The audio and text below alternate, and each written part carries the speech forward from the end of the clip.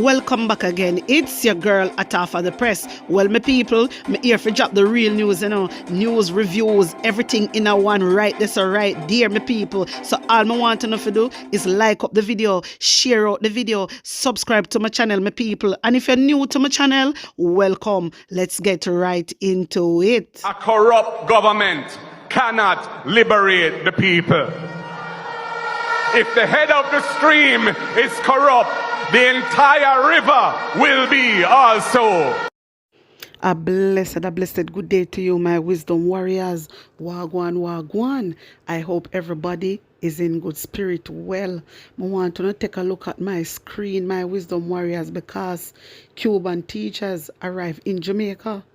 Cuban teachers and one coordinator arrived in Jamaica yesterday to begin their teaching assignments across the 7 Ministry of Education regions. Today, they are participating in an orientation exercise in St. Anne's. My wisdom warriors, Jamaica is not wasting no time. No time at all. Them now waste. Members say they come out and say, a teachers them want and a teachers them a go get. And them did run and go get the teachers. But we never know, say, a Cuba, them a go bring in teachers from. They never tell about that. Them tell we about the Philippines and so forth. Boy, my wisdom warriors, I don't know how it go because look how much of them, if I count, look how much teachers. 1, 2, 3, 4, 5, 6, 7, 8, 9, 10, 11, 12, 13, 14, 15, 16, 17, 18, 19, 20, 21, 22, 23, 24, 25, 26, 27, 28, 29, 30, 31, 32, 33, 34. Just say 35 teachers. 35 teachers arrive and more to come. Wanna tell me what you think about this year, man, and put on an honest opinion in the comment section. Hear this. Trisha Thomas has been at the center of an emotional crisis after her grandnephew Shaquille Patterson vanished on a day marked by personal loss. According to Thomas, Shaquille disappeared while she hosted her mother's grave digging.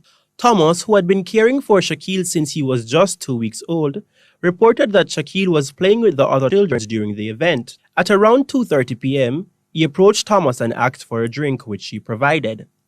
That was the last time she saw him. After he went back to play, Thomas grew increasingly worried as she was unable to find him.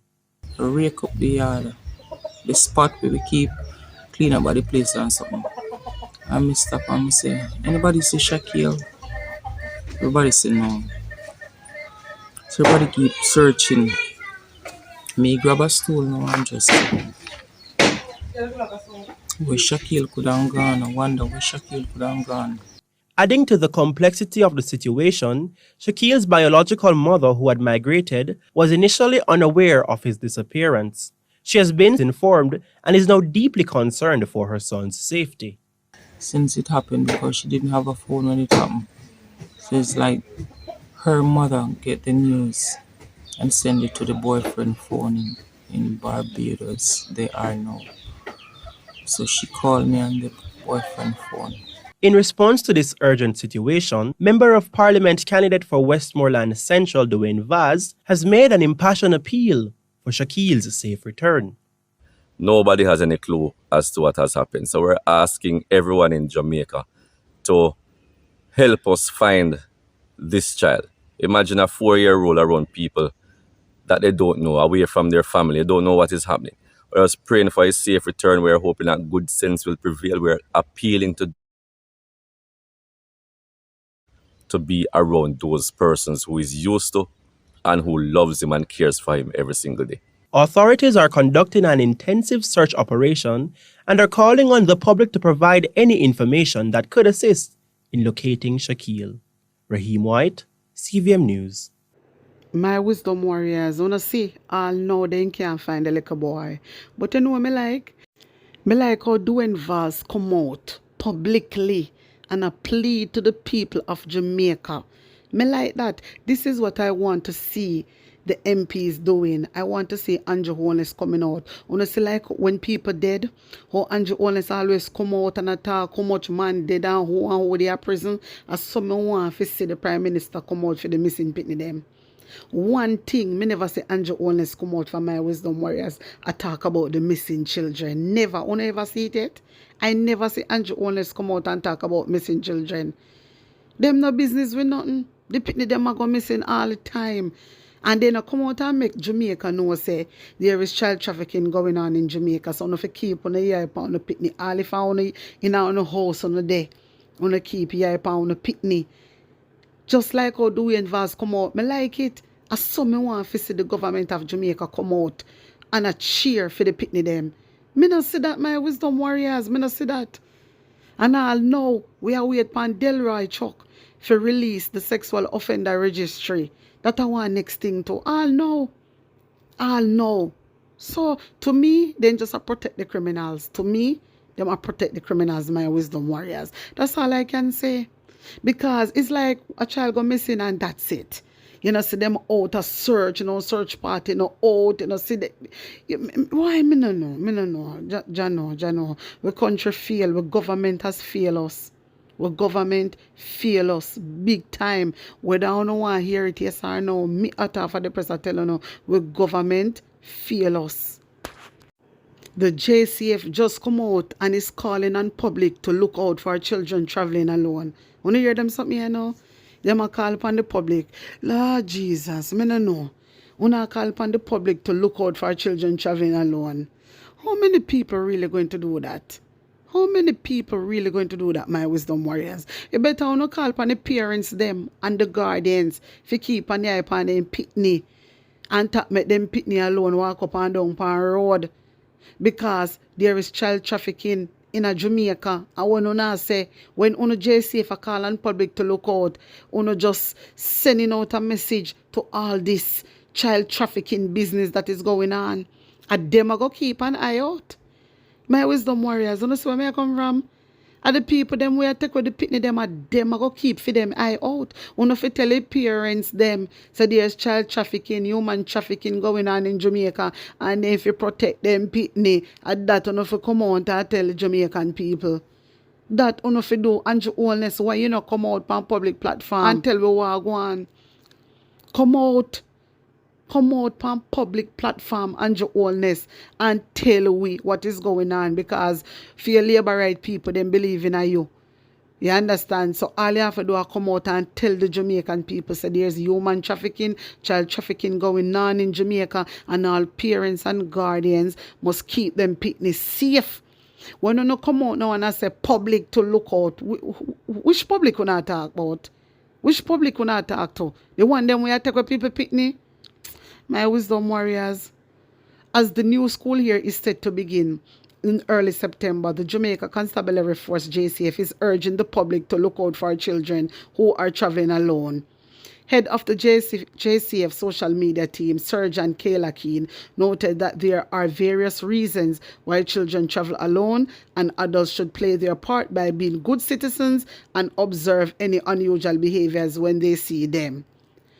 Listen, when you see or when you know so there's human trafficking going on in our country, yeah, and pitney a take away left, right, and center, no, the government for encourage parents to bring them pitney to school all when them are 16-year-old.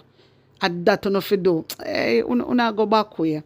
When you come out and talk about you expect citizens to be, expect citizens to be good citizens, you expect the Jamaican people to be good citizens when pitney are missing left, right, and center.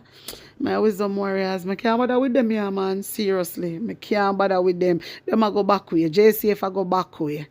Want to tell me what you think about this and put an honest opinion in the comment section. Well, we've built a very close relationship with the island of Jamaica and the government, not only the host government, but the political opposition as well. Everybody's very keen and supportive to see this well drilled, purely because of the economics, the potential upside and value. The size of the prize is huge for what is a reasonably low and minimum investment. And in fact, as a demonstration of the support of the government, they've kindly hosted us this evening for this evening's shareholder event, which we're very excited about.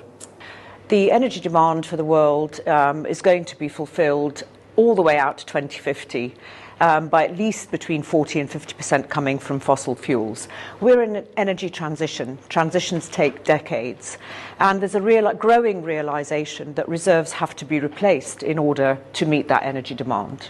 Well, the potential is huge. It's a potentially life-changing licence for the island of Jamaica.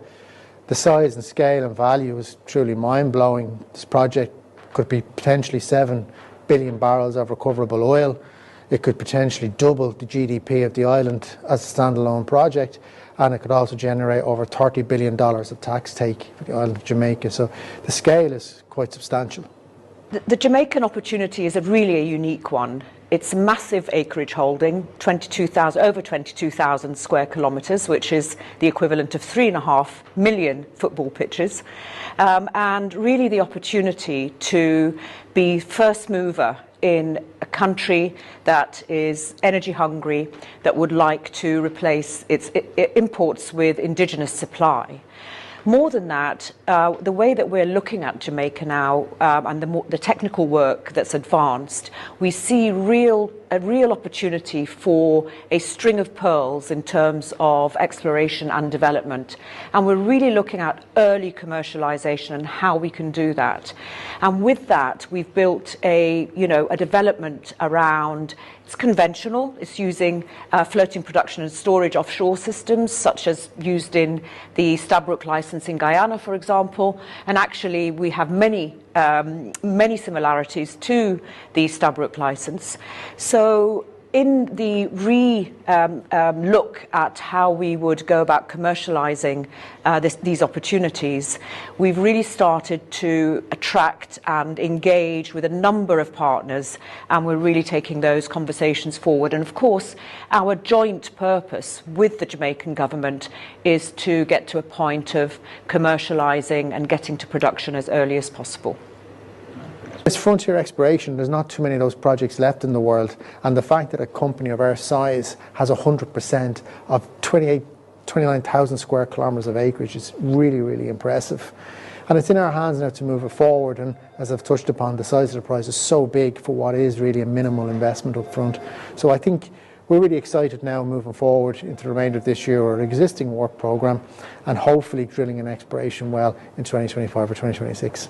This year we've appointed a new country manager, Harona Thompson, and she'll lead operations on the ground and help us with all the permitting that's required for this year's work programme in advance of hopefully drilling an exploration well in 2025.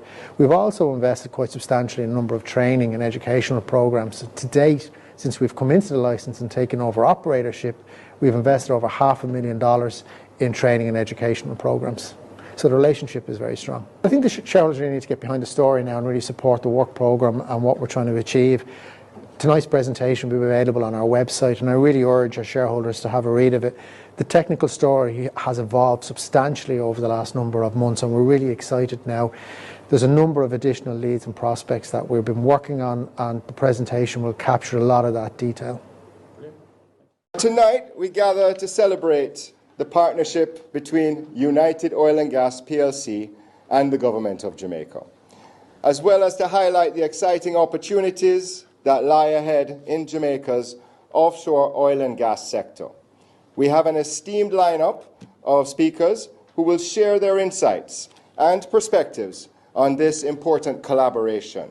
So without further ado, let us commence our program with a warm welcome from my dear friend, His Excellency Alexander Williams, the Jamaica's High Commissioner to the United Kingdom. Your Excellency. Ladies and gentlemen, thank you very much, Lawrence. Lawrence has an excellent future as a politician. He speaks so fluidly and so well and so engaging. We need to get him into politics, no? So, it's my distinct honor and privilege to extend a warm welcome to each and every one of you to the United Oil and Gas plc shareholders and stakeholders reception hosted here at the Jamaican High Commission in the United Kingdom. Tonight we gather in the spirit of partnership and collaboration to celebrate the fruitful relationship between United Oil and Gas plc and the Jamaican government.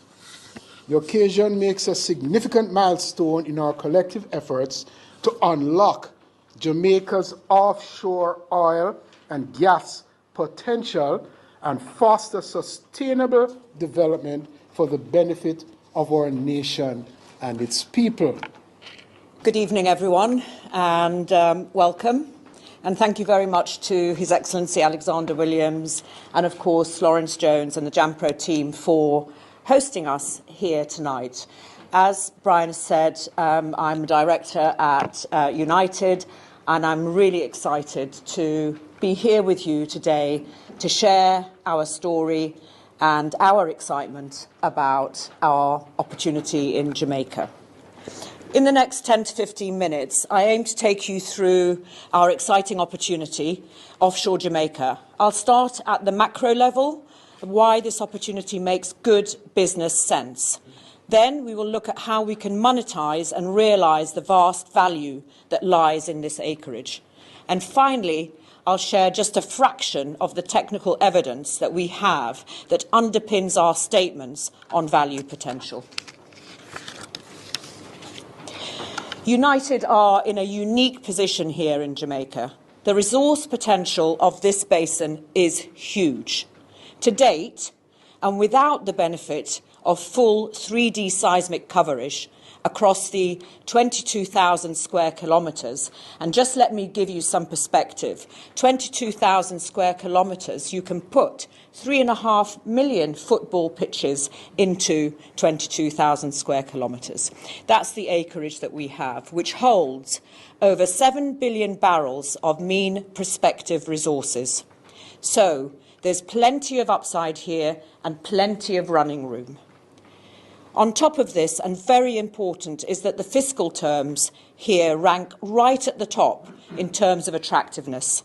When you couple this with how supportive and flexible the government are, the first mover advantage for anyone wishing to grow a valuable business here in Jamaica for the sustainable development of the nation and your own business are undeniable. And let me say that the opportunity to participate in Jamaica is far more than an opportunity to participate in exploration.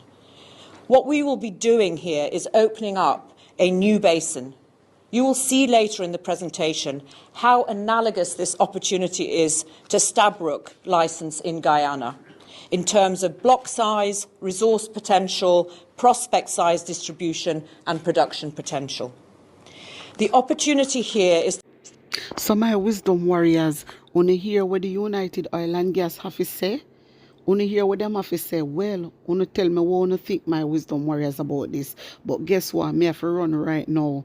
In the next video, me and Uno I go elaborate on this. But for now, Uno tell me for Uno thoughts down below in the comment section. Guys, like and share out the video. Like and share. Get me to 30k, my wisdom warriors. Get me to 30k. Once on a like and share the video, YouTube will bring it round in the algorithm. Alright? Remember to tell a friend about Hatafa the Press. If you want to reach me, you can do so on 876-236-9097. Blessings upon blessings. One love.